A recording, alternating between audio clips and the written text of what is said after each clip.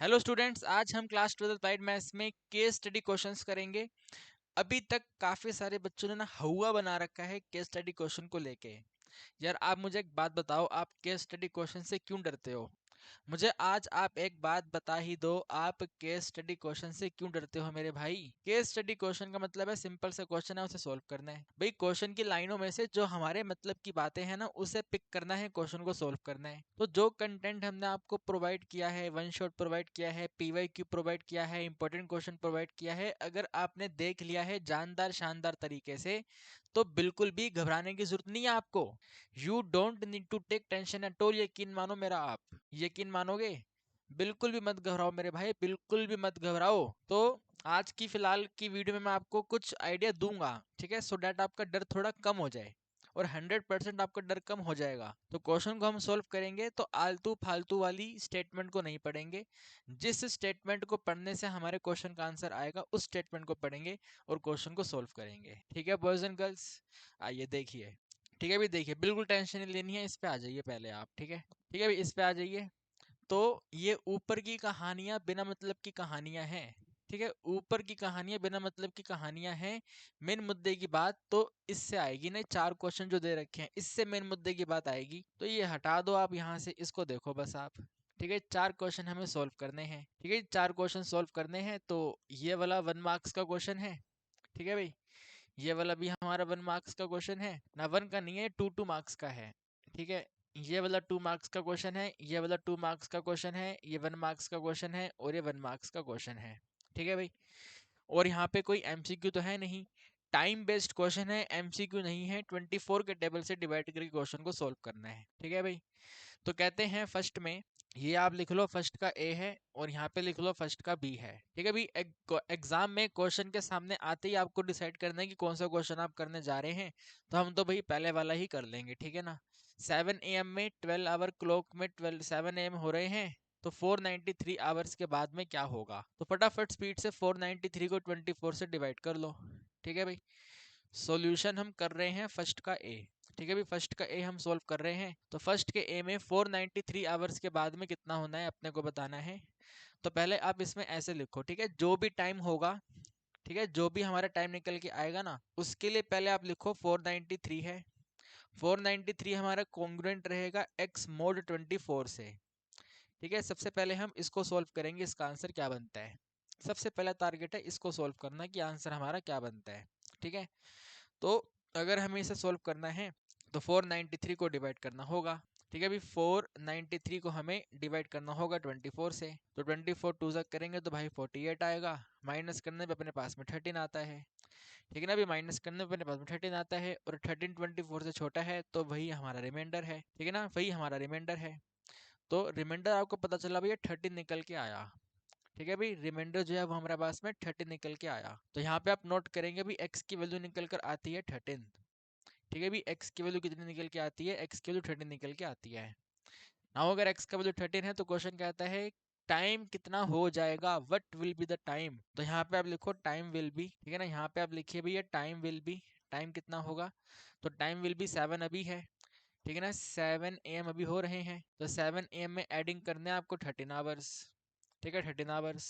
7 AM में 12 hours add करेंगे तो 7 PM पे चले जाएंगे, है ना। 7 PM पे शाम वाले 7 बजे पे आ जाएंगे। सुबह के 7 बजे में 12 आवर्स ऐड करा तो शाम का 7 आ गया, 1 घंटा और ऐड कर दो तो 8 हो गया।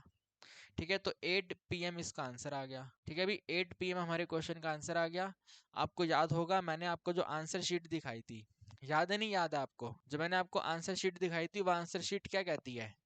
जो भी आपका आंसर आए उस आंसर पे आप ऐसे कर दो इसको। ठीक है ना, जो भी आपका आंसर आता है उसे आप इस तरीके से ऐसे कर दो। और अगर ये आंसर ठीक है तो आपके एग्जामिनर भाई जो हैं, ठीक है, भाई नहीं, जो आपके एग्जामिनर टीचर होंगे, वो देखेंगे तक नहीं कि क्या लिखा है क्या नहीं लिखा, इसी को देख के आंसर दे देंगे। ठीक है, बल्कि हमने सही लिखा है, बिल्कुल जानदार शानदार अच्छी प्रेजेंटेशन है, गंदी नहीं है ये, सही प्रेजेंटेशन है, और ऐसे ही आपको करना भी चाहिए, तो एग्जामिनर आपको नंबर दे देगा, कोई दिक्कत नहीं आएगी। ठीक है, तो 2 मार्क्स बताओ, 1 मार्क्स उसका, 1 मार्क्स इसका, रिमाइंडर फाइंड करने का, 1 मार्क्स ऐड करने का, बात खत्म हो गई। बिल्कुल सिंपल। ठीक है, बिल्कुल सिंपल है। इसे थोड़ा सा हम सरका देते हैं साइड पे। ठीक है ना, साइड पे कर देते हैं और अब आगे आ जाते हैं। ठीक है ना, अभी फर्स्ट का बी नंबर जो है, ठीक है ना, अभी फर्स्ट का जो हमारा बी नंबर है, ठीक है, तो कहते हैं if the time after 640 hours from now will be 9 AM। अभी कोई टाइम हो रहा है, उस टाइम में हमने 640 आवर्स ऐड किए हैं, तो फाइनल आंसर निकल कर आया है 9 AM। तो आपको बताना है कि अभी का टाइम कितना है। अभी का टाइम बाद में पता लगाएंगे, पहले रिमाइंडर पता कर लेते हैं। ठीक है, पहले हम रिमाइंडर पता कर लेते हैं। तो नोट करते हैं 640 है इस बार, तो भाई x हमारा कॉन्ग्रुएंट रहेगा 640 मोड 24 से। ठीक है भाई, डिवाइड करेंगे यहाँ पे ऐसे करके, 640 है, 24 है, 24 को 3 पे करते हैं, 3 2 जा 6, 3 2 जा 6, 3 4 जा 12, बात नहीं बनेगी, 2 पे ही डिवाइड कर दो। ठीक है, 2 पे डिवाइड करते हैं, 48 आता है माइनस, अपना 4 में से 8 माइनस करेंगे तो 6 है, 5 में से 4 माइनस करेंगे 1 है, इससे डाउन करके यहाँ पे 0 है। ठीक है, अभी 24 को 6 पे करते हैं तो 144 होता है। ठीक है ना, 144 आता है। एक बार 7 पे करके देख लो, 24 7 जा, तो 7 4 जा 28 है, 7 2 जा 14 है, 14 और 2 हमारे 16 है। वैल्यू बड़ी चली गई, तो इसको 6 पे ही डिवाइड कर दो, 144 आएगा। माइनस करेंगे तो आंसर पे यहाँ पे 6 है। ठीक ना, भी आंसर यहाँ पे 6 है और यहाँ पे 1 है, तो 16 हमारा आंसर आता है। ठीक है, यानी कि जहाँ पे हमें 640 ऐड करना था, वहाँ पे हम सिर्फ 16 ऐड करके काम चला लेंगे। तो अभी कुछ समय हो रहा था, उच्च समय में हमने 16 घंटे ऐड करे, 16 घंटे ऐड करते ही वो टाइम हो गया है 9 AM वाला। ठीक है भाई, वो समय हो गया है 9 AM वाला।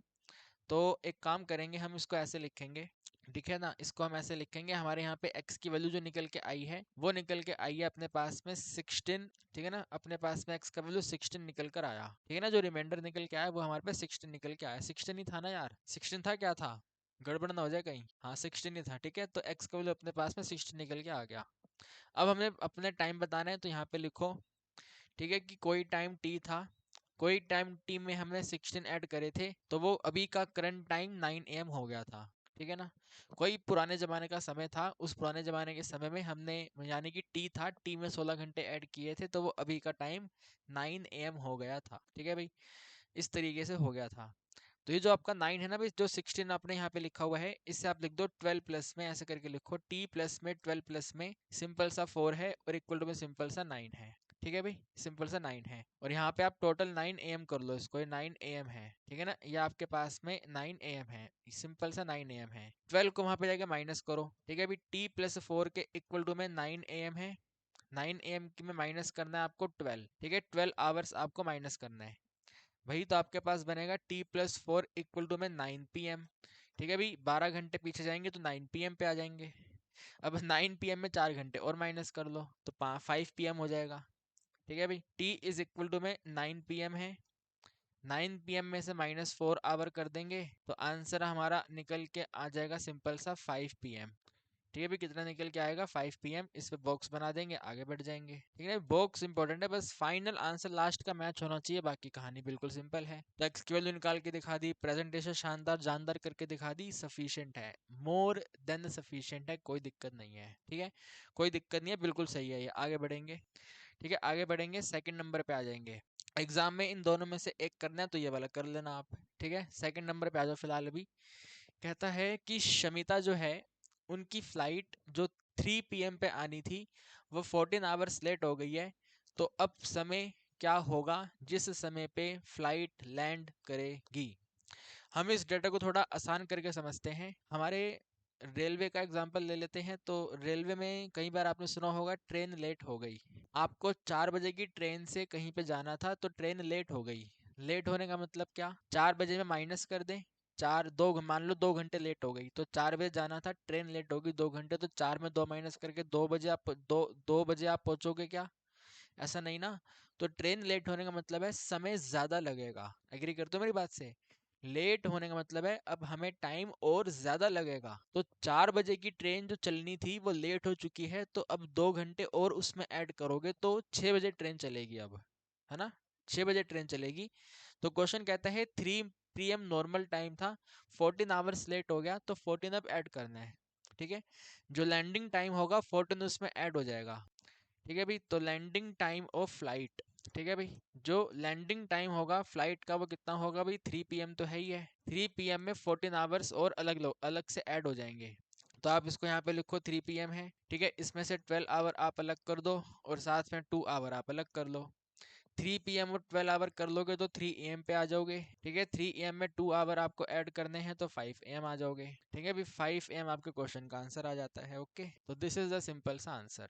ठीक है ना, 5 AM हो रहे होंगे जब आप ये जो शमिता है अपने घर पे पहुंचेगी। ठीक है ना, जिसकी फ्लाइट जब लैंड करेगी तो 5 AM हो रहा होगा। ओके, बिल्कुल इजी। ठीक है, टेंशन वाली बात नहीं है, बिल्कुल आसान है। थर्ड नंबर, थर्ड नंबर कहता है 24 आवर वाली क्लॉक में, मतलब 24 आवर क्लॉक का कौन सा समय 7 AM 12 आवर क्लॉक में इक्वल होगा। अरे क्या क्वेश्चन है यार ये मेरे दोस्तों, what question is this. 7 AM का मतलब है 12 ऐड कर लो, इसमें कितना होता है 12 और 7 19, तो 19 मतलब 1900, AM PM कुछ नहीं होता 24 में, तो 1900। ठीक है भाई, कितना आंसर आएगा 1900। बस इतना ही लिखेंगे और कुछ नहीं करेंगे, बस इसको ऐसे कर देंगे। ठीक है ना, एग्जामिनर आप क्या क्या करेगा, आंसर की में देखेगा 1900। ओके, टिक टिक, पूरे नंबर, कोई दिक्कत वाली बात नहीं। ठीक है ना, कोई दिक्कत वाली बात नहीं, बिंदास एकदम। ठीक है, तो बिल्कुल सिंपल सी केस स्टडी थी यार ये वाली, तो है ना, बिल्कुल सिंपल सी केस स्टडी थी, सोल्व हो गई। इस पे देखिए। ठीक है ना, ये वाला क्वेश्चन देखिए। ओके, तो ऊपर वाली कहानी पढ़ने की नीड नहीं है भाई। ठीक है ना, ये वाली कहानी बिना मतलब की कहानी है, इसे आप हटा दो, इसकी जरूरत नहीं है। मेन मुद्दे की बात ये क्वेश्चन है। ठीक है ना भाई, मेन मुद्दे की बात ये क्वेश्चन है। तो देखो क्या कहता है, आप एज्यूम करो अभी 1800 आवर्स हो रहे हैं। भाई आपको पागल बनाने की कोशिश कर रहा है। अभी 1800 आवर हो रहे हैं, 12 माइनस कर लो, यानी कि 6 PM हो रहे हैं। ठीक है ना, 6 PM हो रहे हैं, तो 6 PM हो रहे हैं, तो क्वेश्चन कहता है 59 आवर्स के बाद में क्या होगा बताइए। ऐसे क्वेश्चन यार, ये लेवल ऑफ क्वेश्चन, 15 आवर्स के बाद बताना है, बता दो। ठीक है ना, यहाँ पे लिख दो, बता दो। ये मान लो फर्स्ट का ए है, इसे मान लो फर्स्ट का बी है, तो सॉल्यूशन में हम लिखेंगे, हम फर्स्ट का कर रहे हैं ए नंबर। ठीक है, फर्स्ट का ए नंबर 1800 है ना वो, तो पहले 59 है ना भाई, तो यहाँ पे लिखो x is congruent to 59 mod 24। ठीक है ना, 24 59 का रिमाइंडर, तो पता करो कितना आता है रिमाइंडर भाई। ठीक है, 24 है, 2 पे डिवाइड कर देंगे 48 है, माइनस करेंगे तो 11 आंसर आता है। ठीक है भाई, 11 रिमाइंडर आता है, यानी कि x की लीस्ट वैल्यू निकल के आती है 11। ठीक है भाई, x की वैल्यू 11 है, तो 1800 में 11 हमें ऐड करना है। ठीक है ना, तो आप यहाँ पे लिखेंगे टाइम विल बी। ठीक है ना, टाइम कितना होगा, तो टाइम विल बी, समय कितना हो रहा होगा, time will be equal to में, ठीक है, 1800 हो रहे हैं अभी। ठीक है भाई, 1800 आवर्स हो रहे हैं, इसमें एडिंग करने हैं 11 आवर्स। 1800 का मतलब है 6 PM। ठीक है भाई, 6 PM में आपको 11 आवर्स ऐड करने हैं, तो 6 और 11 कितने होते हैं भैया, मतलब 6 और 11 कितने होते हैं, ये वाला समय जाएगा भाई आपका क्या कहते हैं, देखो अगर इसके अंदर पूरे 12 घंटे ऐड कर देते। ठीक है ना, अगर यहाँ एक देखो तरीके से करते हैं इस क्वेश्चन को ना, तरीके से। ठीक है, अभी अपने 6 PM हो रहे हैं, तो इसको ऐसे रहने दो भैया, 6 PM है ये। ठीक है, 6 PM में आप ऐड करो 6 आवर, और इसमें से 5 आवर अलग कर लो। ठीक है भाई, ये 6 PM और 6 आवर ऐड होकर के 12 AM बना देंगे इसको, है ना। 6 PM के बाद में पूरी कंप्लीट ऐड सही से हो नहीं पाएगी, तो 6 में 6 घंटे ऐड करेंगे तो पूरे 12 बज जाएंगे, तो अगला दिन चालू हो जाएगा। तो 6 PM में 6 ऐड करेंगे तो ये बन जाएगा आपके पास में 6 AM। ठीक है ना, 6 नहीं सॉरी 12 AM बन जाएगा। ठीक है, 12 AM अगला दिन चालू हो जाएगा, तो 12 AM बन जाएगा ये। ठीक है ना, दिस इज नाउ 12 AM, तो 12 AM में 5 आवर ऐड कर लो। ठीक है, ऐसे टुकड़े टुकड़े में ऐड कर लिया करो। 12 AM में 5 ऐड करोगे, या इसको कह सकते हो आप 00 बनेगा। एम अपना तो 00 से चालू होता है ना, समय जो है वो हमारा 00 से चालू होता है। देखो यहाँ पे, देखो अभी यहाँ पे एक है ना, 0102 है, तो एम वाला ही समय है ये वाला, तो इससे पहले 01 से पहले यहाँ पे 00 रहा होगा। ठीक है, 00, तो 0000 में 5 आवर ऐड करने हैं, तो भाई 5 AM पे पहुंच जाओगे आप। ठीक है भाई, कितना समय आएगा, 5 AM आएगा। ठीक है, अगर ऐसे समझ नहीं आता तो अपने माइंड में दौड़ाओ, भाई ये तो अपना 11 आवर है, 11 की जगह पे 12 होता तो 6 AM से 6 PM, मतलब 6 PM से 6 AM चले जाते, उसमें से 1 घंटा पीछे आ जाओ, क्योंकि 11 ऐड करना था ना, तो 1 घंटा पीछे आ जाओ। 1 घंटा पीछे आओगे तो 5 AM पे आ जाओगे। तो वैसे लॉजिक लगा के कर लो, या ऐसे लिख लो। लास्ट में तो आपको मैंने बोला ही है, ऐसे डब्बा बनाना है बस। ठीक है, लास्ट में ऐसे डब्बा बनाना है, और 1 नंबर पूरा, सॉरी 2 नंबर का है तो 2 नंबर पूरा, कोई दिक्कत वाली बात ही नहीं। ठीक है, अदो को कहते हैं what time is it in 79 hours if 4 o'clock now. अगर अभी 4 o'clock है, तो 79 आवर्स के बाद में कितना समय हो रहा होगा, जरा बताइए। ठीक है भाई, अब देखो इन्होंने ना आपको 4 o'clock करके दिया हुआ है। ठीक है, अभी आपको 4 o'clock करके दिया हुआ है, तो 4 o'clock करके दिया है तो ना AM है ना PM है। अगर ना AM है ना PM है तो हम इस क्वेश्चन को 12 के टेबल से डिवाइड करके कर सकते हैं। ठीक है ना, 4 o'clock का आंसर 4 o'clock के अकॉर्डिंग ही आएगा, तो आप इसको सिंपल सिंपल 4 के टेबल पे डिवाइड करके कर सकते हैं। तो फर्स्ट का बी है ये, है ना, फर्स्ट का हम बी करने जा रहे हैं। तो यहाँ पे लिखो x की वैल्यू जो है कॉन्ग्रुएंट रहेगी 79 है और मोड 12 है।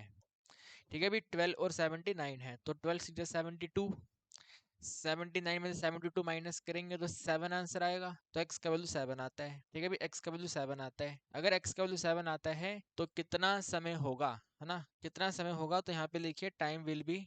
ठीक है, टाइम कितना होगा, तो 4 अभी हो रहे हैं। ठीक है, 4 अभी हो रहे हैं तो 4 में ऐड कर दो 7, यानी कि 11 o'clock हो रहे होंगे।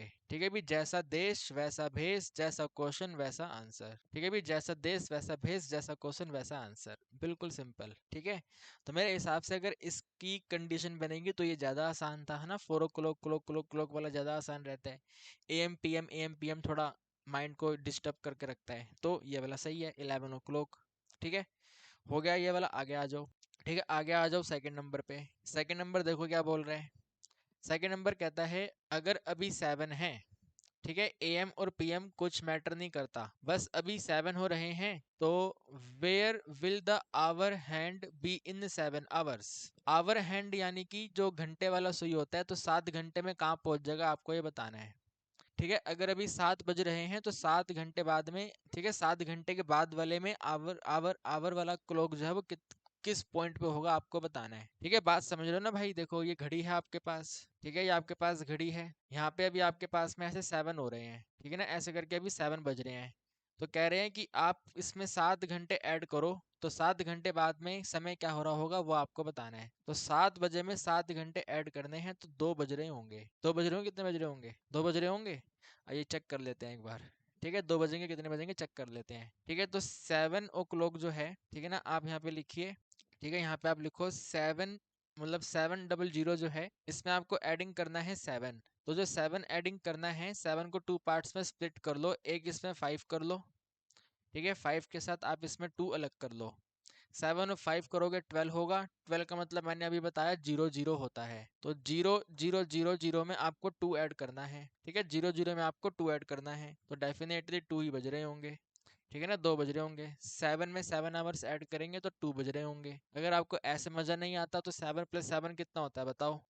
ठीक है, अभी 7 हो रहा है ना, तो 7 में 7 ऐड करोगे कितना आएगा, 14 आएगा। 14 का मतलब कितना होता है, बोलो अब जल्दी बोलो, 14 का मतलब कितना होता है, आफ्टरनून का 2 PM। एग्री करते हो ना, आफ्टरनून का 2 PM, तो 200 हो रहा होगा। ठीक है, अभी 200 हो रहा होगा, तो आप यहाँ पे लिखेंगे आवर हैंड विल बी। ठीक है ना, आवर हैंड जो है वो यहाँ से सरक के यहाँ पे आ जाएगा 2 पे।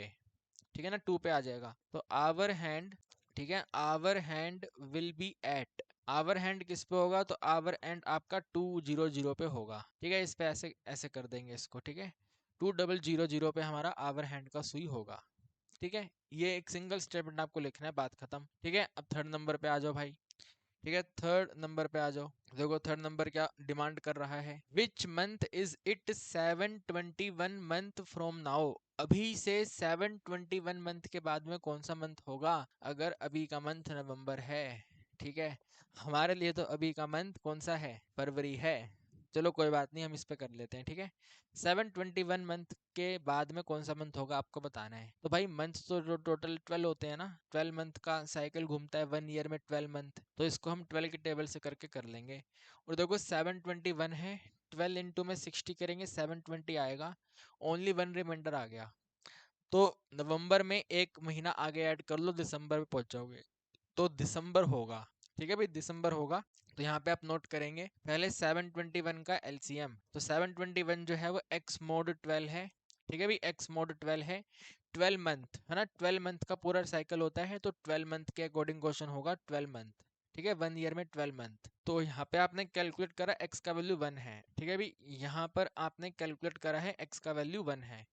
अगर x का वैल्यू 1 है तो आप लिखेंगे द मंथ विल बी।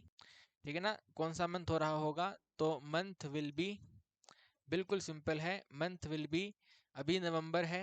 ठीक है ना, अभी नवंबर है, तो नवंबर में एडिंग कर देंगे 1, यानी कि आ जाएगा दिसंबर। ठीक है भी, यानी कि आ जाएगा दिसंबर। तो बिल्कुल सिंपल हो गया, ठीक है ना, बिल्कुल सिंपल हो गया। और फिर ये आगे कहते हैं also which day of the week. अब यार वीक की बात कर रहे हैं, वीक वाले केस में 7 से डिवाइड करेंगे, रिपीटिशन 7 से राउंड होती है, 7 टोटल नंबर ऑफ डेज होते हैं, तो 7 से डिवाइड करके करेंगे। तो इसको कहाँ पे करें भाई, इसके लिए अगले पेज पे जाएं क्या, थोड़ा इसको उधर कर देते हैं यार, ठीक है, इसको उधर कर देते हैं। ये घड़ी हटा दो यहाँ से आप, ठीक है, इसे यहाँ से हटा दो और ऊपर कर लेते हैं इसको, ठीक है, यहाँ पे सॉल्व कर लेते हैं, ठीक है ना। लिखा है which day of the week 110, तो भाई 110 को 7 पे डिवाइड कर लो पहले, ठीक है, 7 1 जा 7 है, माइनस करेंगे 40 है, और फिर 7 इंटू में 5 हमारा 35 है, माइनस करने में 5 आता है। तो अभी फ्राइडे में है ना, फ्राइडे में 5 ऐड कर दो, ठीक है, फ्राइडे में 5 ऐड कर दो, बात खत्म। तो यहाँ पे आप नोट करो, ये हमने कर लिया। इसके बाद में ये वीक वाला हमें करना है, तो 110 जो है, देखो अब ये एक ही क्वेश्चन का पोर्शन है, तो यहाँ पे x बार बार नहीं लिख सकते, तो x की जगह पे y कर लो। 110 जो है ये y mod 7 से कॉन्ग्रुएंट होगा, तो y का आंसर निकल के आता है सिंपल 5, ठीक है। तो फ्राइडे में 5 ऐड करना है, तो द डे विल बी, ठीक है ना, ऐसे लिख दो, डे विल बी, डे क्या हो रहा होगा, तो फ्राइडे अभी हो रहा है, ठीक है, फ्राइडे में एडिंग कर देंगे 5। तो करना यार कितना आएगा, Saturday Sunday Monday Tuesday Wednesday, है ना, वेडनेसडे आ रहा है, तो वेडनेसडे लिख दो यहाँ पे, वेडनेसडे आ रहा है तो, ठीक है ना, वेडनेसडे हमारे क्वेश्चन का आंसर आ रहा है, ठीक है ना। फ्राइडे में 5 ऐड करना है, तो अपना Saturday Sunday Monday Tuesday Wednesday, तो बस बात खत्म, वेडनेसडे हो रहा होगा, ठीक है भाई। तो बिल्कुल सिंपल। टाइम वाला क्वेश्चन है, 12 से डिवाइड करेंगे, 24 से डिवाइड करेंगे, और अगर ये अपना ईयर मंथ वाला क्वेश्चन आता है तो 12 मंथ होते हैं, 12 से ही डिवाइड करेंगे। डेज वाला क्वेश्चन आता है तो 7 डेज का पीरियड होता है, 7 से डिवाइड करेंगे। तो आप मुझे बताओ कोई दिक्कत है इसके अंदर, कोई हुआ है क्या, ये डरने वाली बात है, मुझे बताओ आप, नहीं मुझे आज बता ही दो मेरे दोस्तों, क्या कोई डरने वाली बात है इसमें, बताओ, ऐसे क्वेश्चन के लिए डरेंगे क्या। डरना नहीं है भाई, भरोसा रखो, जो मैंने करवा दिया है ना आपको, मोर देन सफिशिएंट है, मोर देन से मोर देन सफिशिएंट है। वही 2 3 4 पार्ट्स में केस स्टडी बन के आएंगे, तो टेंशन नहीं लेनी यार बिल्कुल भी। टेंशन किस चीज की है भाई, no need to take tension, okay.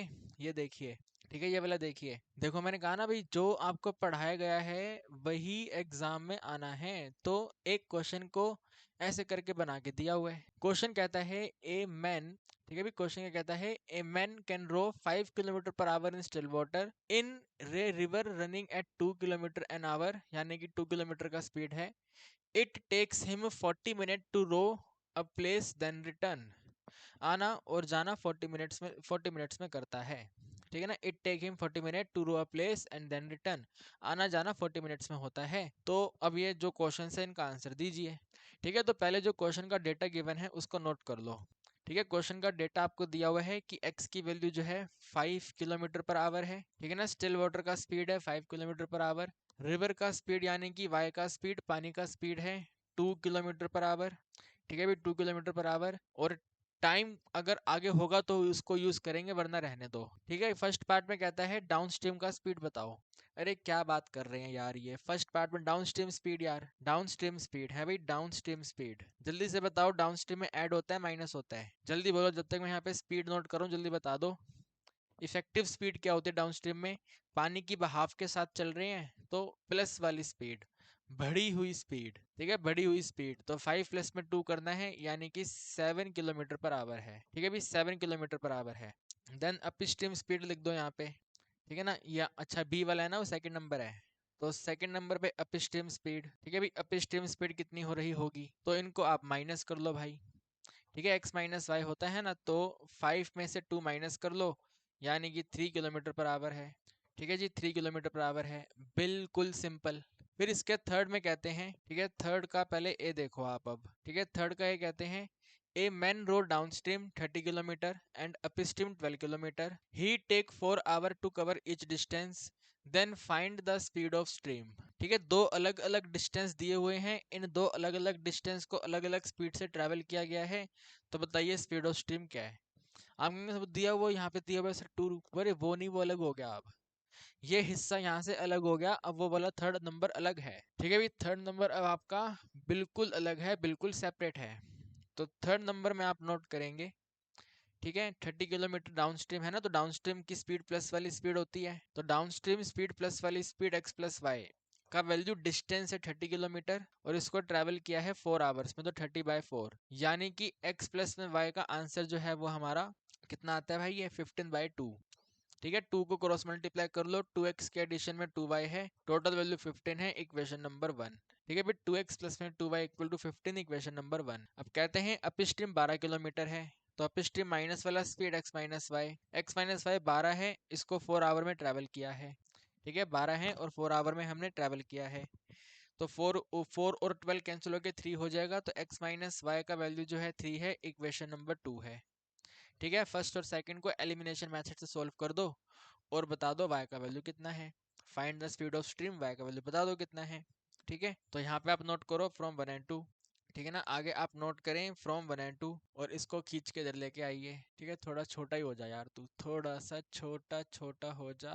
ठीक है, चलो यहाँ पे नोट करो जल्दी से अब। ठीक है, यहाँ पे नोट करो फ्रॉम 1 and 2। ठीक है ना, फर्स्ट और सेकंड को हम सॉल्व कर रहे हैं, तो 2x के एडिशन में 2y है और इक्वल टू में 15 है, सेकंड में x माइनस वाई का टोटल वैल्यू 3 है, इनको हम मल्टीप्लाई कर देंगे सिंपल 2 से, तो ऊपर 2x के एडिशन में 2y है और इक्वल टू में 15 है, यहाँ पे 2 इंटू एक्स है, माइनस में 2 इंटू वाई है, इक्वल टू में 6 है, कैंसिल हो गया। ये 4x का वैल्यू जो है 21 है, यानी x की वैल्यू 21/4 है। ठीक है, x का वैल्यू जो है माय स्टूडेंट्स 21/4 है, बट हमें इससे कोई लेना देना नहीं है, हम आगे बढ़ जाएंगे। ठीक है, y की तरफ अपने को y बताना है, y कितना है। ठीक है ना, find the speed of stream, y कितना है, तो यहाँ पे आ जाओ इधर इस वाली इक्वेशन में। ठीक है ना, ये जो x minus y equal to 3 है, यहाँ पे आ जाओ, यहाँ से सॉल्व कर लो। ठीक है, तो x का वैल्यू 21/4 है, माइनस करेंगे y इक्वल टू में 3 है, यानी कि 21/4 में माइनस करना है 3 इक्वल टू में y है, तो 21 में माइनस करना है 12 डिवाइड में 4 है, इक्वल टू में y है, यानी कि 9/4 का आंसर y है। तो अदर वे राउंड करके लिख दो 9/4 है। ठीक है भी, अदर वे राउंड करके लिख देंगे 9/4 है, तो स्पीड ऑफ स्ट्रीम जो है वो 9/4 किलोमीटर पर आवर है। ठीक है भाई, बिल्कुल सिंपल यार, क्या दिक्कत है मुझे बताओ आप भाई। यकीन मानो हमारा जो आपको पढ़ा दिया गया है जानदार शानदार तरीके से अगर पढ़ लिया है आपने तो बहुत है भाई, बहुत है यार, बहुत ज्यादा पढ़ लिया है आपने। सब कुछ आपको मैंने बता दिया है इस बार तो यार, सब कुछ, ऑल थिंग्स आपको मालूम है। ऐसा कोई टॉपिक नहीं है जो आपको नहीं पता है, बस कंडीशन है कि आपने पढ़ा हुआ है या नहीं। तो कॉन्फिडेंस आ रहा है आपको, हो जाएगा, है ना, बिल्कुल 100% कॉन्फिडेंस आना चाहिए, हो ही जाएगा।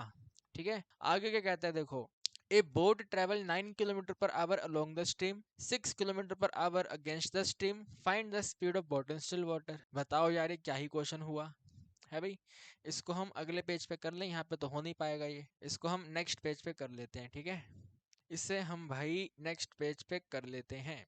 ठीक है, यहाँ पे पढ़ लो बस आप, बोट ट्रैवल करता है, या चलो अगले पेज पे कॉपी कर लेते हैं यार इसको। ठीक है, अगले पेज पे कॉपी कर लेते हैं और इस सबको हटा दो यहाँ से। ठीक है, रिमूव ऑल द पोर्शन। ठीक है ना, इन सबको भाई, ये क्या हो रहा है कुछ भी भाई, उसको हमने सिलेक्ट ही नहीं करा यार, इसको सिलेक्ट करा है हमने, हट जाओ यार तुम, इसे भी हटाओ यहाँ से। ठीक है, सभी रेस कर दो ना, कॉपी करा ना भाई तुमने, इरेज कर दो इसको। ठीक है, और यहाँ से इसको हटा दो, इसकी क्या नीड है। ठीक है, इसको आप क्रॉप कर लो। ठीक है, ये और वाला हम कर रहे हैं, ये वाला कर रहे हैं अभी हम। ठीक है, इसको करेंगे तो भाई बोट जो है, ठीक है, क्या कहते हैं देखो, 9 kilometre per our along the stream है। ठीक है ना, अलोंग द स्ट्रीम और अगेंस्ट द स्ट्रीम, अलोंग यानी कि साथ साथ, ठीक है, पानी के बहाव के साथ, तो आपको प्लस वाला स्पीड दिया हुआ है, x प्लस वाई 9 दिया हुआ है। ठीक है, x प्लस वाई का वैल्यू 9 है, और 6 kilometre per our against the stream, तो अप स्ट्रीम स्पीड है वो माइनस वाली स्पीड है, x माइनस वाई का टोटल वैल्यू आपको 6 दिया हुआ है। कहते हैं स्टिल वाटर का स्पीड बताओ,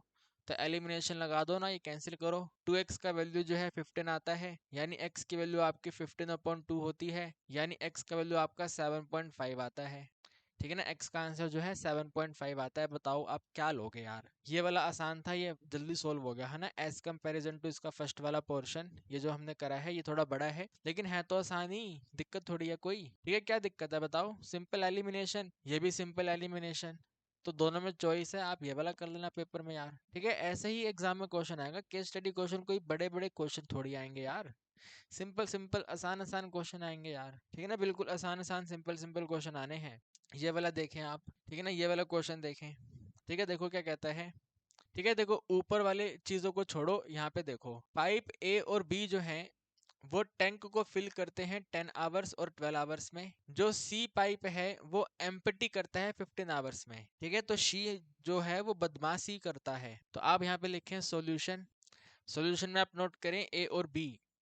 तो भाई ए का वैल्यू जो है वो आपको 10 आवर दिया हुआ है, बी का वैल्यू जो है वो हमें 12 आवर दिया हुआ है, सी का वैल्यू जो है वो हमें 15 आवर दिया हुआ है। और यहाँ पे स्टार लगा लो, इसका एफिशिएंसी नेगेटिव आएगा। ठीक है ना, सी का एफिशिएंसी नेगेटिव आएगा और उसको फाइंड भी कर लो। ठीक है, एन ऑफ ए, तो एन ऑफ ए 1/10 हो जाएगा। एन ऑफ बी तो 1/12 हो जाएगा। और एन ऑफ सी तो -1/15 हो जाएगा। इन सभी की सभी एफिशिएंसी को आप यहाँ पे लिख दो। ठीक है ना, N A N B N C और A B C. Now come to first number. ठीक है भाई, अब आप फर्स्ट नंबर पे आओ। फर्स्ट नंबर क्या कहता है? ठीक है भाई, if all 3 pipe open together, तीनों को एक साथ ओपन कर दें तो कितना समय लगेगा टैंक को फिल करने में? तो तीनों को हमें ऐड करके बताना है। एन ए में एडिंग करेंगे एन बी में एडिंग करेंगे एन सी वैल्यू। ठीक है, इसके इक्वल टू में रहने दो, इसके नीचे लिखो इसको। ठीक है, कितना बनेगा ये? तो 1/10 है, एडिंग करना है 1/12 माइनस करना है 1/15। देखो भाई एलसीएम भी कितना सिंपल आ गया, 60। तीनों के टेबल पे हमारा 60 नंबर डिवाइड हो जाएगा, तो एलसीएम आ गया 60। 10 पे 66 पे आएगा, 12 पे 65 पे आएगा, 12 पे 64 पे आएगा। तो 6 और 5 11 है, माइनस करना है 4, डिवाइड में 60 है, आंसर बनता है 7/60। आपको टाइम बताना है, तो टाइम की वैल्यू बन जाएगी 60/7। इसको मिक्स फ्रैक्शन में कर देंगे तो 7 × 8 56। ठीक है, 7 8 56, 4 रिमाइंडर डिवाइड में 7, तो 8 4/7 आवर्स। ठीक है भी, 8 4/7 आवर्स। बिल्कुल सिंपल। ठीक है ना, बिल्कुल आसान क्वेश्चन। फर्स्ट हमने कर लिया, फर्स्ट के बाद में आगे आ जाइए। ठीक है ना, फर्स्ट के बाद में आप आगे आ जाइए। ठीक है, ये बी नंबर जो है इस पे आ जाइए, बी नंबर पे। ठीक है, बी नंबर कहता है if both the pipe A and B are open together, अगर ए और बी से काम करवाएं तो कितना समय लगेगा टैंक को फिल करने में? ए और बी काम करेंगे। ठीक है, ए और बी, तो एन ए और एन बी आपको फाइंड करना है। ठीक है, एन ए वैल्यू 1/10 है, एन बी वैल्यू 1/12 है। इन दोनों का एलसीएम 60 रहेगा, 6 के साथ में 5 आएगा, यानी कि 11/60 है।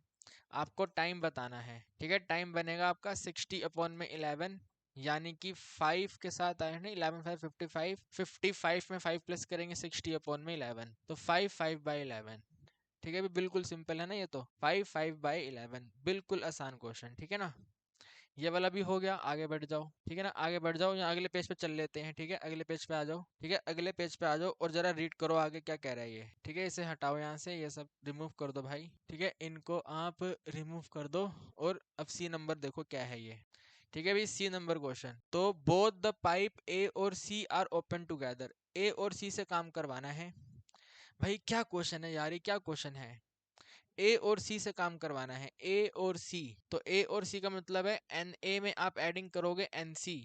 ठीक है, एन ए में एडिंग करोगे एन सी, तो एन ए वैल्यू बनेगा 1/10 और एन सी -1/15 है। 15 और 10 का एलसीएम हमारा 30 से काम चल जाएगा, तो 10 पे 33 पे आएगा, 15 पे 32 पे आएगा, यानी कि 1/30 है। हमें टाइम बताना है। ठीक है, टाइम बताना है, तो आंसर आ जाता है 30 आवर्स। ठीक है भी, टाइम जो लगेगा 30 आवर्स लगेगा। बताओ कितना आसान क्वेश्चन है यार ये, देखो है ना, हो गया ऑटोमेटिक अपने आप ही। अब इसे करना है। ठीक है, इसे करना है तो ये मान लो आप सी का फर्स्ट है। ठीक है, ये सी का फर्स्ट है और यहाँ पे सी का सेकंड कर रहे हैं। ठीक है, तो सी के सेकंड में बी और सी से काम करवाना है। ठीक है, बी और सी इन दोनों को कंबाइन करना है, तो एन बी। ठीक है, एन बी में एडिंग करेंगे एन सी। ठीक है मेरे दोस्त, एन बी में हम एडिंग करेंगे एन सी, तो एन बी का जो वैल्यू है 1/12 है, एन सी वैल्यू 1/15 है। 12 और 15 का एलसीएम तो यार 60 बनेगा। 12 पे 65 पे आएगा, 15 पे 64 पे आएगा, तो आंसर 1/60 बनता है। 1/60 को टाइम में कन्वर्ट कर लो, तो भाई टाइम आता है 60 आवर्स। ठीक है भाई, टाइम निकल के आता है अपना 60 आवर्स। बिल्कुल सिंपल। ठीक है ना, बिल्कुल सिंपल, क्या दिक्कत है? तो घबराना नहीं है। जितनी टेंशन आपने ले रखी है, टेंशन मत लो, टेंशन मुझे दे दो, आपकी टेंशन मैं ले लेता हूँ। आप टेंशन मत लो, जो एग्जाम में आ सकता है मैंने सब करवा दिया भाई, आपको सब करवाया है, सब सब कुछ। समझ रहे हो बात को? तो बिल्कुल भी टेंशन मत लो यार। ठीक है ना, बिल्कुल don't need to take tension. इस पे आ जाओ आप। ठीक है ना, देखो ये कोई क्वेश्चन कुछ करने वाला है, मुझे बताओ। अभी ये कुछ क्वेश्चन है, मुझे बताओ यार जरा, कितनी दफा हमने आपको ये वाला क्वेश्चन करवाया हुआ है? करवाया है नहीं करवाया, बताओ मेरे को, ठीक है ना। ये पीस वाइज फंक्शन आपको दिया हुआ है ना। तो पीस वाइज फंक्शन का क्वेश्चन ऐसे तो हाथ मार के हो नहीं जाएगा। पीस वाइज क्वेश्चन में आपको सबसे पहले तो एक डिस्ट्रीब्यूशन बनाना पड़ेगा। तो पहले हम इसका सॉल्यूशन में डिस्ट्रीब्यूशन ही बना लेते हैं, ठीक है ना। देखो यहाँ पे कह रहे हैं ना के का वैल्यू बताओ, तो यहाँ से हम पहले डिस्ट्रीब्यूशन बना लेते हैं, ठीक है, फिर के वैल्यू फाइंड करेंगे। तो डिस्ट्रीब्यूशन में एक्स और पी वैल्यू आनी है अपने पास। तो x वैल्यू है, p वैल्यू है, ठीक है ना। x वैल्यू है, p वैल्यू है, तो x का वैल्यू 0 है, 1 है, 2 है, 3 है। तो भाई 0 लिख दिया हमने, 1 लिख दिया हमने, 2 लिख दिया हमने, 3 लिख दिया हमने, और कहते हैं अदरवाइज है, तो अदरवाइज में यहाँ पे हम 4 ले लेते हैं। ठीक है भाई, अदरवाइज में सिंपल सा हम 4 ले लेते हैं, तो 4 आ गया। ठीक है भाई, अब 0 का प्रोबेबिलिटी 0.2 है, तो 0.2 आ गया। 1 का प्रोबेबिलिटी यहाँ पे सब्स्टिट्यूट करना पड़ेगा, तो k को मल्टीप्लाई करोगे 1 से तो आपके पास में k ही आएगा। 2 की प्रोबेबिलिटी भी यहीं से आएगी, तो k को मल्टीप्लाई करेंगे 2 से तो आंसर पे 2 इंटू के आएगा। 3 सब्स्टिट्यूट करेंगे तो k के साथ में 5 माइनस 3 है, यानी कि ये भी 2 के ही है, तो यहाँ पे 2 इंटू के आ गया। और अदरवाइज पे 0 आंसर है, तो यहाँ पे 0 आंसर आ गया। ठीक है भाई, ये अपने पास में कुल मिलाकर के वैल्यूज आ रही हैं। ठीक है ना। डिस्ट्रीब्यूशन बनाना सारी कहानी आपको मैंने सिखा रखी है, मुझे मालूम है आपको सब आता है। अभी तो बस हमारा रिवीजन चल रहा है कि अगर केस स्टडी में पार्ट्स बन के आएंगे तो कैसे डील करेंगे, तो ऐसे करना है आपको भाई। ठीक है, ये डिस्ट्रीब्यूशन रेडी हो गया। डिस्ट्रीब्यूशन के बाद में फर्स्ट नंबर पे आ जाओ। के की वैल्यू बतानी है, तो यानी कि समेशन ऑफ प्रोबेबिलिटी 1 है, सबको एडिंग करना है। 0.2 में एडिंग करना है, के में एडिंग करना है, 2k में एडिंग करना है, 2k में एडिंग करना है, 0 इक्वल टू 1, 0.2 वहां पे जाके माइनस, तो 1 माइनस में 0.2 है, और इन तीनों को ऐड कर लेंगे। 2 2 और 1 यानी कि 5 इंटू के है, तो 5 इंटू के का वैल्यू जो है 0.8 है, यानी कि के का जो आंसर है 0.8 के डिनोमिनेटर पे 5 है, यानी कि के की वैल्यू 0 पॉइंट में 1 और 6 है। ठीक है, भी के वैल्यू निकल के आती है 0.16, बिल्कुल सिंपल। ठीक है ना, भी के वैल्यू निकल के आती है 0.16। ठीक है, हो गया ये वाला फर्स्ट। फर्स्ट के बाद में सेकंड पे आ जाइए। ठीक है, सेकंड कहता है प्रोबेबिलिटी बतानी है, पर्सन जो है वॉच करता है 2 आवर्स टेलीविजन, एग्जैक्ट पॉइंट के ऊपर बात कर रहा है, एग्जैक्ट 2, तो 2 का प्रोबेबिलिटी 2 इंटू के। ठीक है भाई, exact 2, probability takes equal to में 2, तो इसका आंसर है 2 इंटू के, और के आपने फाइंड करा 0.16, मल्टीप्लाई कर दोगे 0.32, सिंपल एकदम, खत्म क्वेश्चन। ठीक है, थर्ड नंबर पे आ जाइए। ठीक है, थर्ड नंबर का ए लिख दो यहाँ पे। ठीक है, थर्ड का ए, तो प्रोबेबिलिटी आपको बतानी है, पर्सन ने वॉच किया है टेलीविजन एटलीस्ट 2।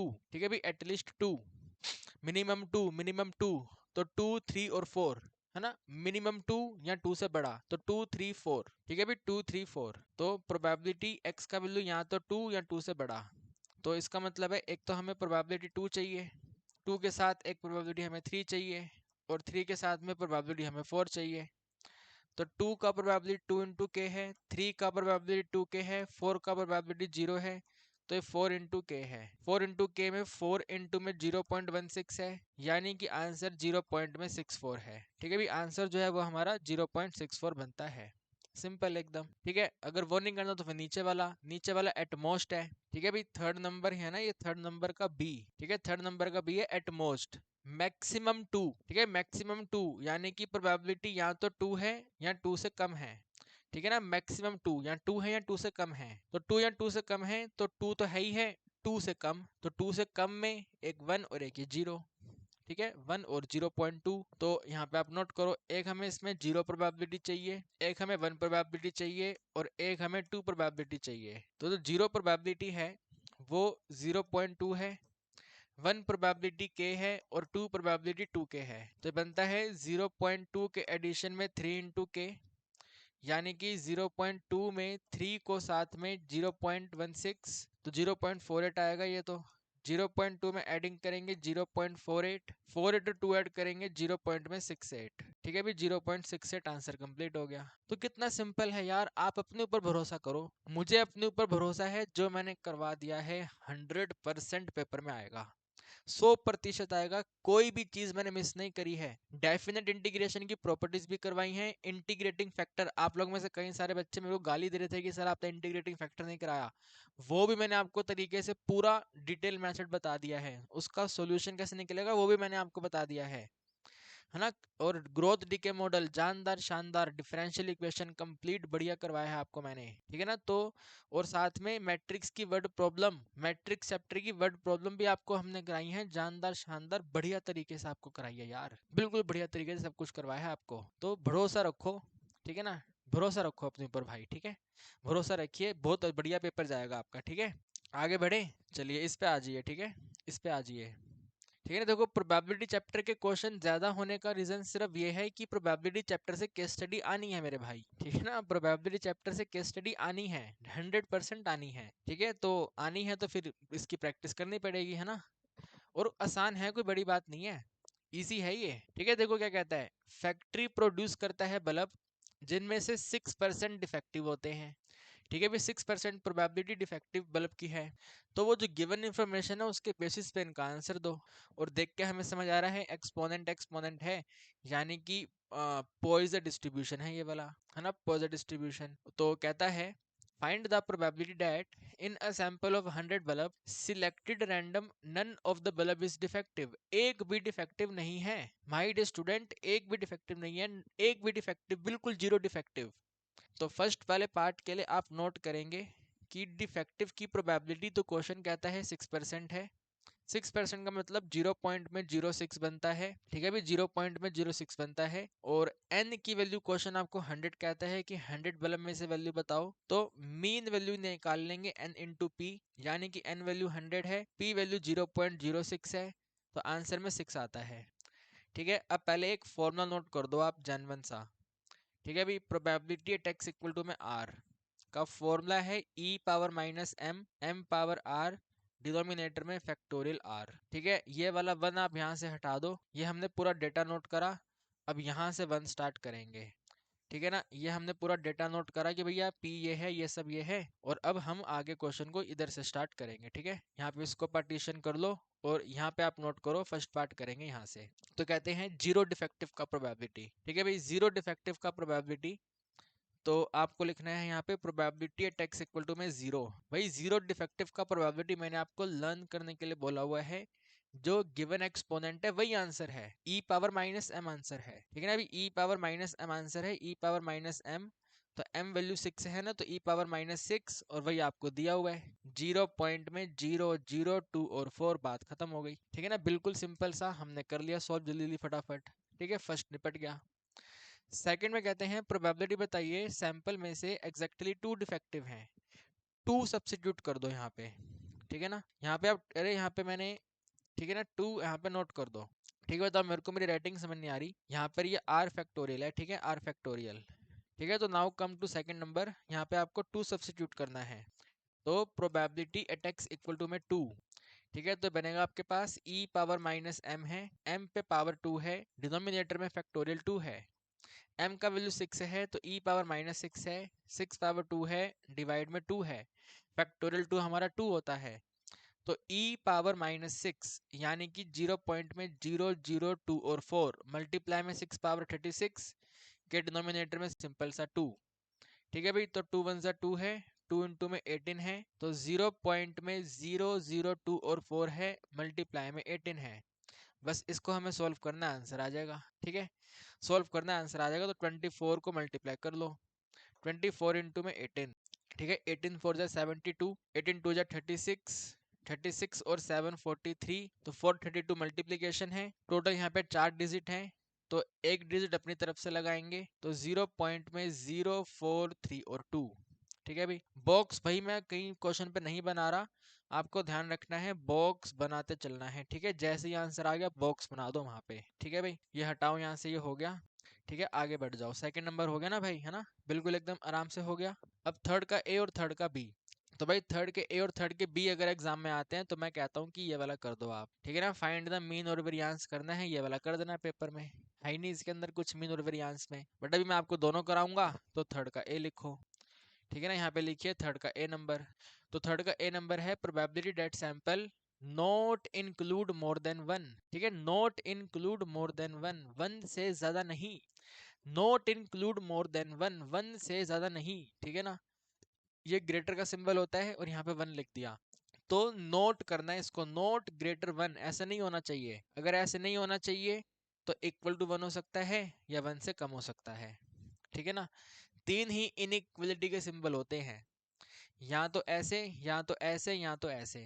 तो क्वेश्चन कहता है ये होना ही नहीं चाहिए, ठीक है ना, ये होना ही नहीं चाहिए, तो ये नहीं होना चाहिए तो फिर ये दोनों होने चाहिए। तो नोट मोर देन का मतलब है स्मॉलर इक्वल वन, ठीक है भाई, क्या है इसका मतलब, स्मॉलर इक्वल वन। तो स्मॉलर इक्वल वन, दो प्रोबेबिलिटी फाइंड करनी है आपको, ठीक है। Probability note more than one यहाँ पे लिखो, ठीक है भाई, नोट मोर देन वन। तो नोट मोर देन वन का मतलब है प्रोबेबिलिटी ऑफ कैपिटल एक्स या तो वन या वन से कम। तो वन या वन से कम का मतलब है यहाँ तो जीरो और यहाँ तो वन, ठीक है भाई, जीरो और वन। जीरो और वन का मैंने आपको डायरेक्ट फॉर्मूला लर्न करने के लिए बोला हुआ है, ठीक है। क्या आंसर होता है, e पावर माइनस एम के ब्रैकेट में m प्लस में वन, ठीक है ना, e पावर माइनस एम के ब्रैकेट पे m प्लस में वन। तो m कितना है भाई, m वैल्यू 6 है और फिर यहाँ पे 6 प्लस में 1 है, ठीक है। तो e नेगेटिव 6 जीरो पॉइंट में 004, सॉरी 2 और 4 है ना, ये तो 0024 है, साथ में 7 है, बस मल्टीप्लाई कर दो। तो 7 4 28, 7 2 14, 14 और 2 आपका 16, जीरो लगाया यहाँ पे जीरो डॉट आ गया, तो भाई आंसर आया है 0.0168, ठीक है, 0.0168। इसके आगे आप लिखेंगे, ठीक है, इसके आगे लास्ट वाला मीन और वेरियांस बताना है। तो वो तो यार बताना भी क्यों है, मीन तो निकाला हुआ हमने, ये रहा यहाँ पे मीन 6 है, ठीक है ना। तो थर्ड नंबर का बी, भाई अगर एग्जाम में क्वेश्चन ये आता है ना तो इसका बी ही करके आइएगा, बिना मतलब की कैलकुलेशन मत करने लग जाना। तो मीन और वेरियांस, ठीक है भाई, मीन और variance, what is the mean और वेरियांस। तो मीन और वेरियांस हमारे एनपी हैं, एनपी का मतलब है टोटल 6 है, ठीक है भाई, एनपी का टोटल 6 है। या मुझे लगता है कि आपके टीचर ना, देखो टीचर को भी अप्लाइड मैथ्स की ज़्यादा नॉलेज नहीं है, तो आप इनको अलग अलग करके लिख देना, ठीक है, आप इसको अलग अलग करके लिख दो भाई। मीन कितना है, तो मीन हमारा एनपी है, एनपी वैल्यू 6 है। फिर वेरियांस कितना है, ठीक है ना, फिर अलग से लिख दो वेरियांस कितना है, वेरियांस हमारा मीन ही होता है और मीन हमारा 6 है, तो मीन भी 6 है, वेरियांस भी 6 है, ठीक है, मीन 6 वेरियांस 6 दोनों 6। समझे बात को, तो बिल्कुल जेन्युइन क्वेश्चन, बढ़िया क्वेश्चन यार। इतना ये इसको लिखने के 2 नंबर यार, क्यों लिखेंगे इसको, हम क्यों मल्टीप्लाई करें, वो करेंगे ना, समझ रहे हो बात को। और अगर ये भी करना पड़े तो भी क्या दिक्कत है, पढ़ाई हमने आपको जबरदस्त है, ये भी हो जाएगा। मानते नहीं मानते बात को, कमेंट सेक्शन में बता दो, यस और नो, एग्री करते हो नहीं करते, हो जाएगा ना, पक्का। आगे बढ़े, चलिए आगे बढ़ते हैं, ठीक है, आगे बढ़ते हैं। ये देखो भाई टाइम सीरीज, ठीक है भाई, टाइम सीरीज का क्वेश्चन है। तो टाइम सीरीज के क्वेश्चन में मूविंग एवरेज मेथड है और ऊपर से लीस्ट स्क्वायर मेथड है, ठीक है। मूविंग एवरेज मेथड का हालांकि डेटा इस बार आसान है, 8 10 12 13 15 17 ये सब डेटा आसान है। तो अगर डेटा बिल्कुल आसान है तो आप इस क्वेश्चन को कर सकते हैं, लेकिन फिर साथ में ग्राफ बनाना पड़ेगा, तो मैं इस वाले मेथड को करने से थोड़ा पीछे हटता हूँ यार। I don't like make the graph यार, कितने ग्राफ बनाएंगे, पेपर में 2 ग्राफ आने हैं, ग्राफ ग्राफ बनाते रहेंगे क्या। ऊपर वाला कर लो ना भाई, ठीक है, ऊपर वाला कर लेते हैं। तो इसको मैं हटा रहा हूँ, ठीक है, इसको मैं क्रॉप कर रहा हूँ, आप इसका स्क्रीनशॉट कर लो, इसको आप अपने आप कर लेना, ठीक है। या एक काम करता हूँ, ये मैं होमवर्क में डाल देता हूँ, ग्राफ वगैरह अपने आप बनाओ यार आप, ठीक है, ग्राफ वगैरह अपने आप बनाओ।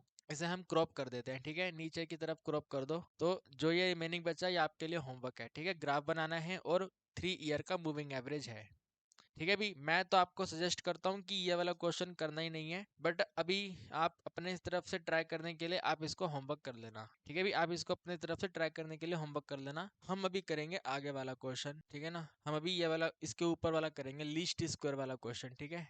ये हटाओ यहाँ से, इस वाले क्वेश्चन को हम करेंगे अभी, ठीक है, ये वाला क्वेश्चन लीस्ट स्क्वायर वाला क्वेश्चन हम करेंगे, ठीक है। तो find the straight line trend, find the straight line fit a straight line trend का मतलब खाली इक्वेशन बतानी है, ठीक है। We need to make only and only equation. तो सॉल्यूशन हम नोट करेंगे, ठीक है भाई, सॉल्यूशन में नोट करेंगे। जो ईयर है ये हमारे पास क्या कहते हैं, स्मॉल एक्स वैल्यू है, ठीक है, या ईयर को ईयर ही रहने दो, स्मॉल एक्स क्या लिखना है, ईयर को ईयर ही रहने दो, ठीक है। ईयर के साथ में, ठीक है, ईयर के साथ में आपको यहाँ पे ये जो वैल्यू दिया हुआ है 80 वेटी वगैरह, ये आपका वाई वैल्यू है यहाँ पे, ठीक है। तो वाई वैल्यू आपको 80 दिया हुआ है, ठीक है, 80 दिया हुआ है। फिर आपको 90 दिया हुआ है, 90 के साथ आपको 92 दिया हुआ है, 92 के साथ आपको 83 दिया हुआ है और 83 के साथ आपको 94 दिया हुआ है, ठीक है भाई। और लास्ट में हमें करना होता है टोटल, ठीक है भाई, लास्ट में करना होता है टोटल। और ईयर बिल्कुल सिंपल है, 2017 है, अपने पास में 2018 है, 2000 में 19 है, फिर 2000 में 20 है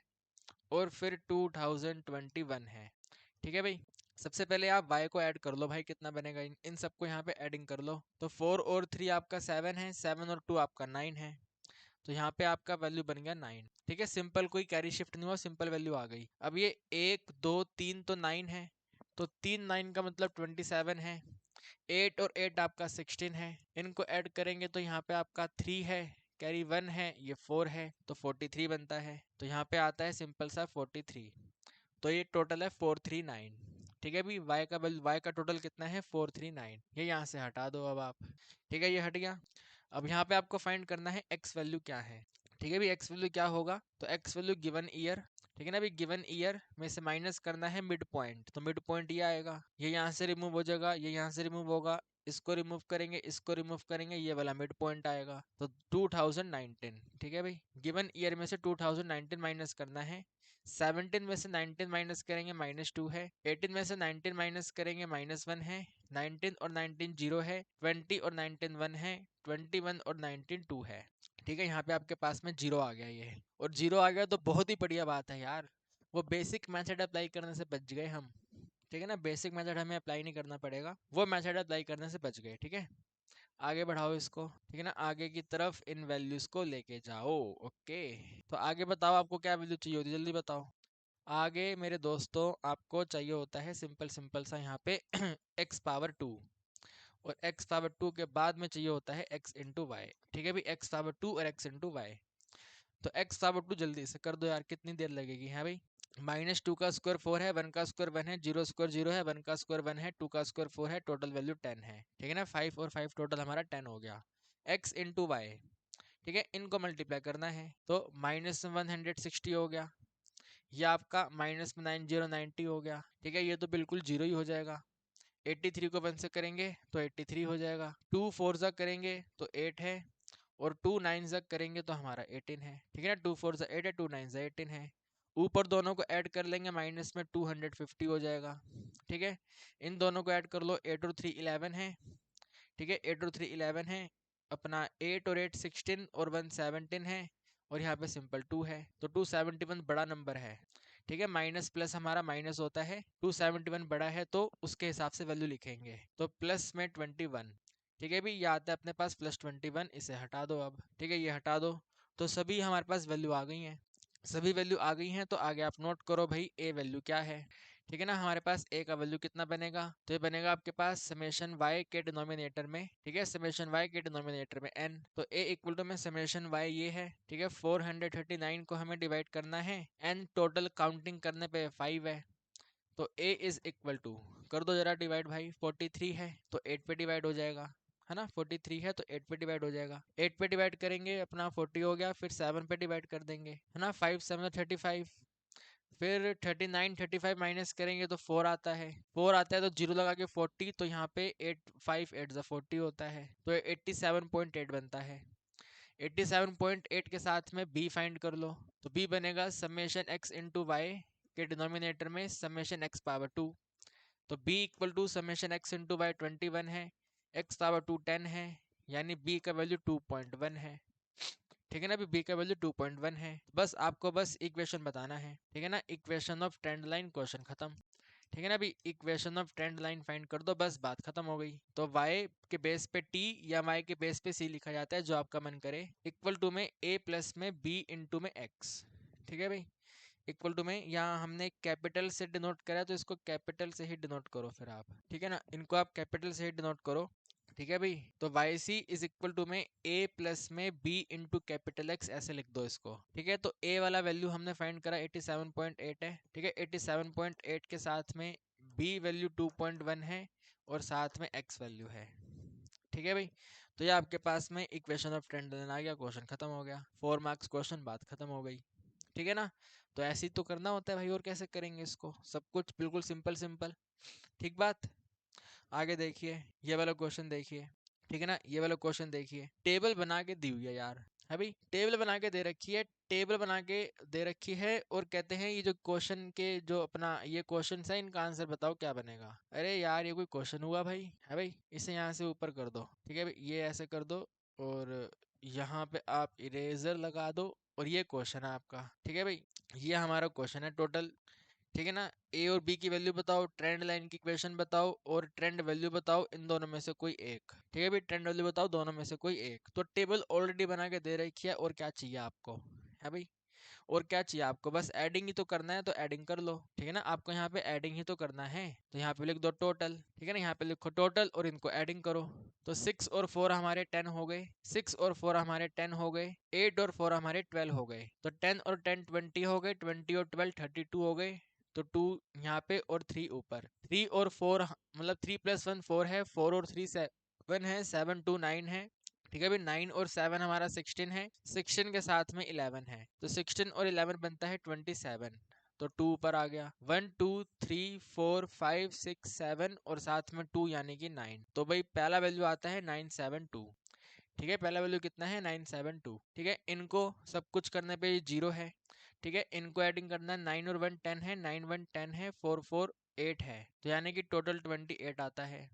इनको एडिंग करना है तो भाई इनको एडिंग करने में पहले इनको कंबाइन कर लो, 6 और 2 टोटल 8 हो जाएगा, ठीक है, 6 और 4 10 और 2, 10 और 2 12 है, कैरी 1 कर देंगे, 1 2 3 और 1 करेंगे तो 7 है, तो -7 2 8, इन्हें एडिंग कर लो, 8 और 2 10 है और 2 12 है, ठीक है, कैरी 1 है, 9 और 1 10 है, 10 और 4 14 है, कैरी 1 1 और 1 2 है, 2 और 4 6 और 3 9 है, तो 9 ये बड़ा नंबर है, तो 942 माइनस करेंगे तो यहाँ पे 8 है, सॉरी 8 नहीं 4 है, 12 में से 8 माइनस करा 4 है, 3 में से 2 जाएंगे 1 है और 9 में से 2 7 जाएंगे तो 2 है, ठीक है ना, 4 ने कैरी शिफ्ट करा था 214 है, तो यहाँ पे आप नोट कर देंगे ये वाला आंसर 214 है, ठीक है, तो खाली टोटलिंग करनी थी, टोटलिंग कर ली है, अब ए बताना है, ठीक है, अब ए बताना है तो इसको यहाँ पे करो साइड पे और यहाँ पे लिखो आप ए का फॉर्मूला क्या है, ठीक है ना। अभी ए का फॉर्मूला होता है हमारे पास समेशन ऑफ वाई के डिनोमिनेटर में सिंपल सा एन, तो ए इक्वल टू में समेशन वाई 972 है, 972 को हम एन यानी कि 7 से डिवाइड करेंगे,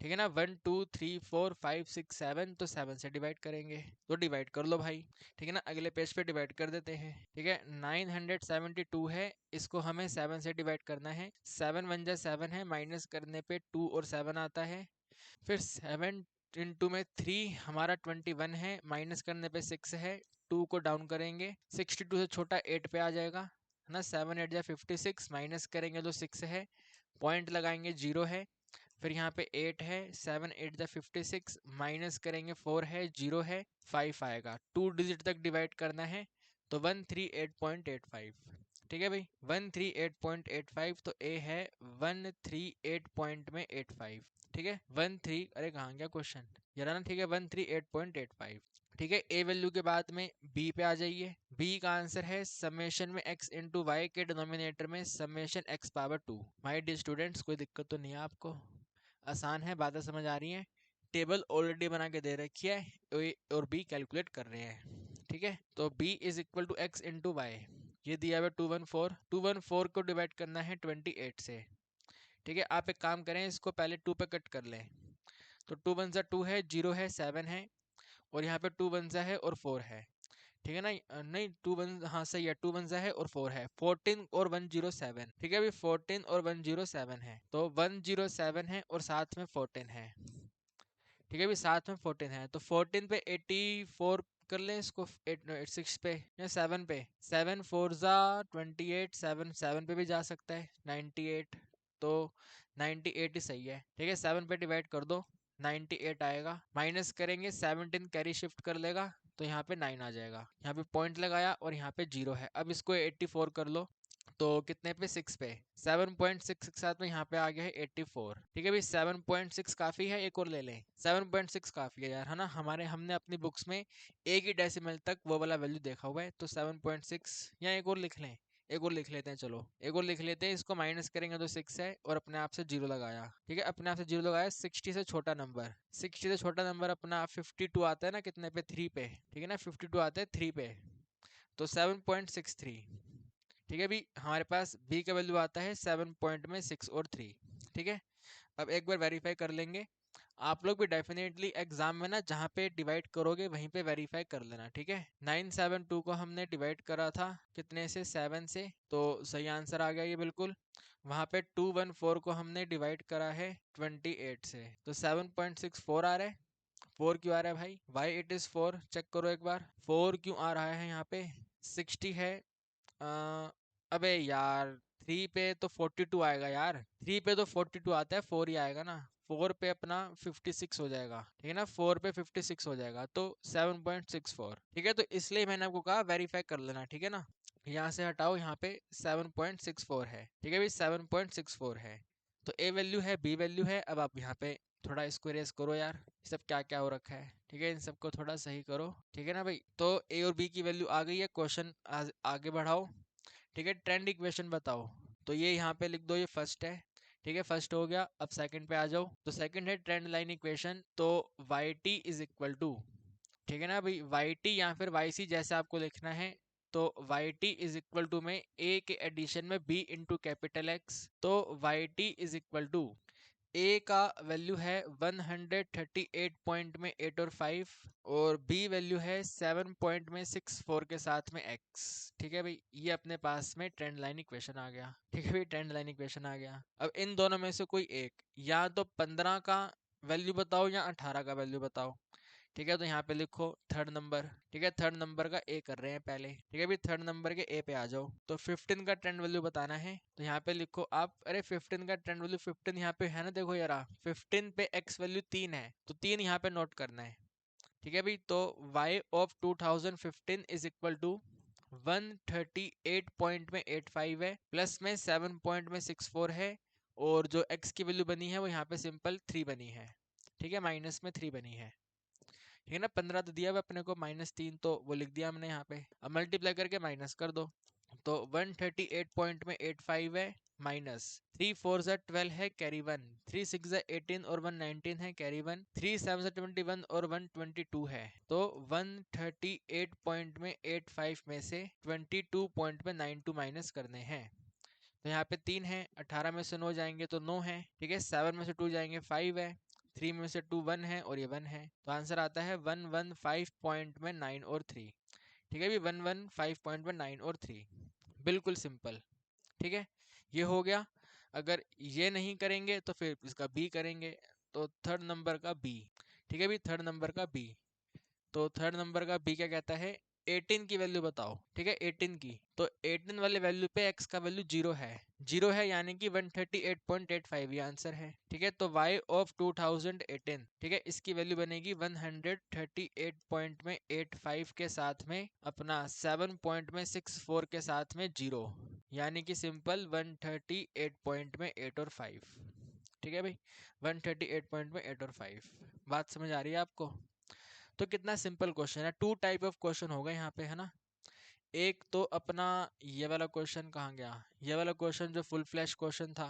ठीक है, और एक हमारा ये वाला क्वेश्चन जिसमें टेबल दिया हुआ था। ये लेटेस्ट क्वेश्चन होगा आई थिंक आप सबके लिए, है ना, कि टेबल बना के दिया हुआ आगे सॉल्व करना है। तो कितना सही हो गया ना, तो ये वाला क्वेश्चन। ठीक है, ये कैलकुलेशन है, इसे हटा देते हैं। ठीक है, ये कैलकुलेशन है, और फिर ये एलपीपी आपके सामने आती है। ठीक है भी, देखो एलपीपी ये वाले खाली डायग्राम ही है, तो इस डायग्राम से मेरे को आपको ना 2-3 चीजें बतानी है यार। ठीक है, डायग्राम से मुझे आपको 2-3 चीजें बतानी है। एलपीपी के कुछ क्वेश्चन एक्सपेक्टेड है, वो मुझे आपको बताना है। तो देखो, आपको इस एलपीपी में ध्यान से देखो, एलपीपी में आपको इस वाली लाइन का इक्वेशन दिया हुआ है ना, इस वाली लाइन का आपको इक्वेशन दिया हुआ है ना, इक्वेशन। ध्यान दे रहे हो, मैंने बोला है इक्वेशन दिया हुआ है, सिंबल्स नहीं दे रखा, लेस देन है ग्रेटर देन है वो नहीं दिया हुआ, इक्वेशन दिया हुआ है। ठीक है, सिंपल सा इक्वेशन दिया हुआ है आपको। ठीक है, और ध्यान से देखो, इस वाली लाइन का इक्वेशन आपको नहीं दिया हुआ, ये जो लाइन है, ठीक है ना, इस वाली लाइन का आपके पास में इक्वेशन नहीं है। एक ये तीसरी इक्वेशन आपको दे रखी है।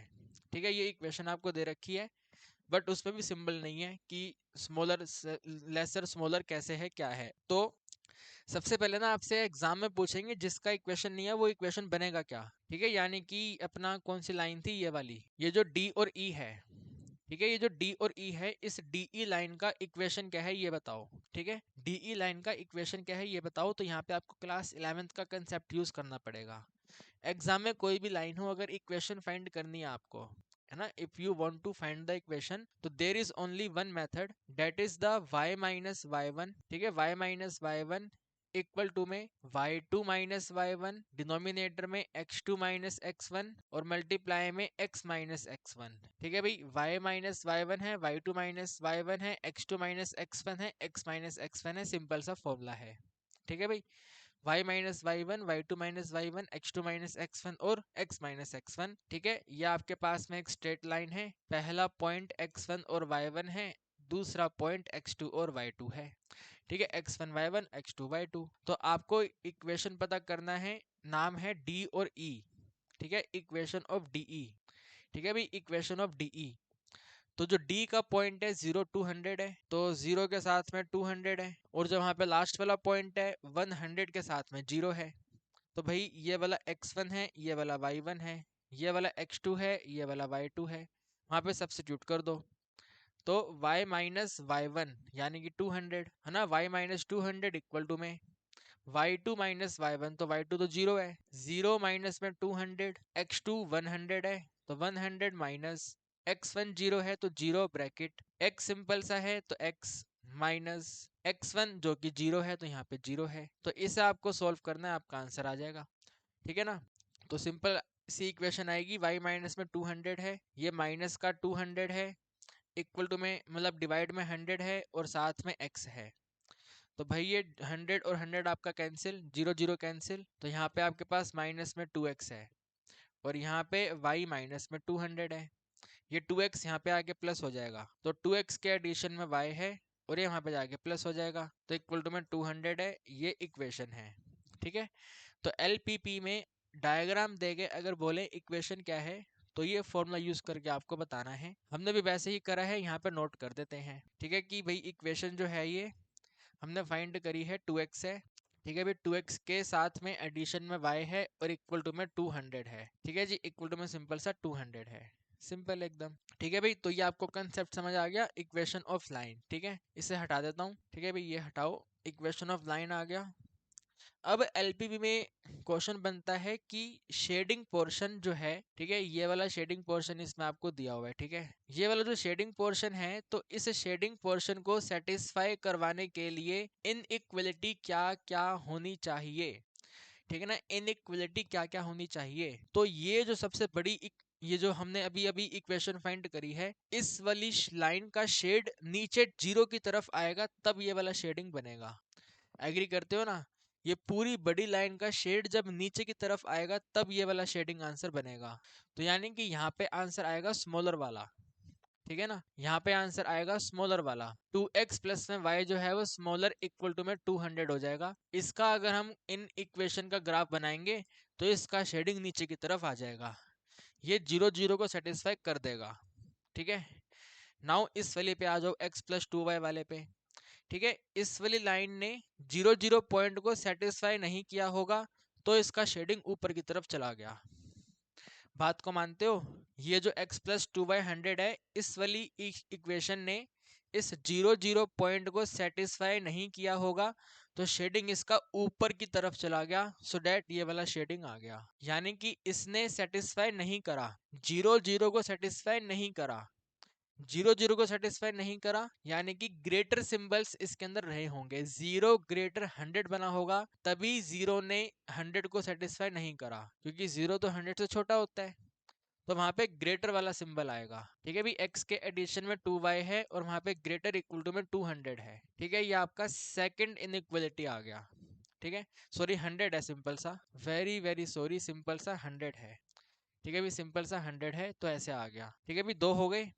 अब ये तीसरी बची हुई है 2x माइनस वाई। ठीक है भाई, 2x माइनस वाई का वैल्यू इक्वल टू में 0 दिया हुआ है, तो इसका शेडिंग ऐसे इस तरफ को है। ठीक है ना, ये 0 0 से पास हो रहा है तो इसका शेडिंग ऐसे इस तरफ को है। तो डेफिनेटली आपने इस इक्वेशन में 0 0 पुट नहीं किया होगा, 1 और 0 पुट किया होगा, और 1 और 0 में इसने गिवन इक्वेशन को सेटिस्फाई नहीं किया होगा, है ना, सेटिस्फाई नहीं किया होगा।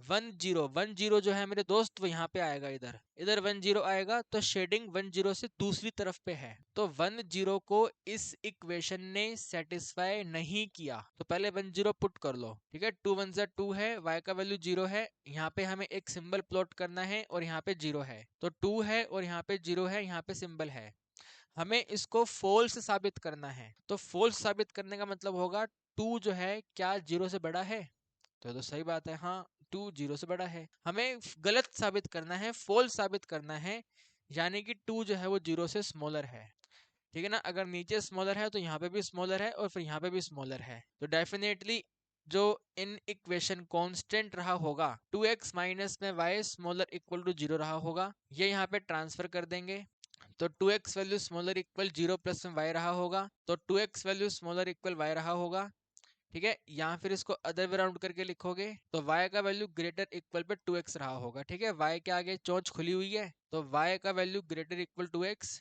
या 2x का वैल्यू स्मॉलर इक्वल y, इन दोनों में से कोई एक इन इक्वेशन और वो दोनों फिक्स है, ठीक है। तो आजकल ऐसा ट्रेंडिंग क्वेश्चन है, लास्ट ईयर कोर मैथ्स के पेपर में भी आया है, तो आपको आना चाहिए ऐसे सोल्व करना इसको, ठीक है। इक्वेशन फाइंड करना, इक्वेशन का यूज करके शेडिंग को चेक करके ये देखना कि कौन सा इन इक्वेशन करेक्ट होना चाहिए, तो एमसीक्यू में बनेगा ये वाला, तो जहाँ पे होगा उस पर टिक कर देना आप, ठीक है ना। जिस पे भी ये तीनों ऑप्शन होंगे उस पर टिक कर देना और सेटिस्फाई करवा लेना इसको, ठीक है। तो उम्मीद करता हूँ कहानी आपको समझ आ गई है, पहला ये है, दूसरा ये है, और तीसरा कौन सा था भाई, y का वैल्यू क्या था, y का value greater equal pay 2x था, या फिर 2 इंटू एक्स की value smaller equal pay y थी, है ना भाई, यही था ना। यहाँ पे इसको हटा करके यहाँ पे और कर दो, ठीक है। इन दोनों में से कोई एक आंसर आपको ऑप्शन में दिखेगा, ठीक है ना, यह आपका इनइक्वालिटी आ गया। तो ये 3 इनइक्वालिटी बनी हुई है और कोई भी क्वाड्रेंट x और y से बाहर नहीं है, तो नॉन नेगेटिविटी कांस्टेंट x और y रहा होगा, x y greater equal 0, non negativity constant है। अब आगे की कहानी तो आप आराम से कर लेंगे, क्वेश्चन आपको बोलेगा इस शेडिंग रीजन का यूज करके मैक्सिमम और मिनिमम वैल्यू बताओ, तो बता देना, ठीक है। उसके लिए आपको z गिवन रहेगा कि भैया z ये है, ठीक है। जो भी आपको यहाँ पे z गिवन रहेगा तो उस z के हिसाब से पहला कॉर्नर पॉइंट, दूसरा कॉर्नर पॉइंट, तीसरा कॉर्नर पॉइंट, चौथा कॉर्नर पॉइंट, तो इन 4 कॉर्नर पॉइंट के हिसाब से मैक्सिमम क्या है मिनिमम क्या है आपको बताना है, तो वो तो कर लोगे ना आप, उसमें तो कोई दिक्कत नहीं है, पक्का एकदम 100% हो जाएगा वो। चलो वेरी गुड, बहुत बढ़िया, ठीक है ना, वेरी वेरी गुड है, बहुत बढ़िया, तो वो कर लेना। मेन मुद्दा मेरे को ये बताना था कि शेडिंग कैसे चेक करते हैं, तो शेडिंग का चेक करने का प्रोसेस आपको समझ आ गया, पक्का एकदम देख लो 100%। चलिए ठीक है, very good, thank you, okay, very good, बहुत बढ़िया। तो भाई ये एलपीपी हमारा लास्ट ही था, ठीक है। बाकी मैंने आपको अलग अलग वैरायटी के क्वेश्चन करा दिए हैं, इसको करके देख लेना यार एक बार, ठीक है भाई, इसको आप करके देख लेना। बाकी तो मैंने आपको कोशिश करी है, सब कुछ करवाई दिया है, बाकी यार आपको टेंशन नहीं लेना है, जो आपको पढ़ाया गया है वही आपके एग्जाम में क्वेश्चन आएंगे, 100% है, टेंशन बिल्कुल मत लेना आप, ठीक है, नेवर टेक टेंशन। तो जो केस स्टडी मुझे लगता है कि आपका कॉन्फिडेंस बूस्ट करने के लिए हो सकते थे वो मैंने आपको कराए, अब अगली वीडियो में आपको कुछ नया करवाएंगे। आज के लिए इतना ही, ठीक है, चलिए बाय बाय।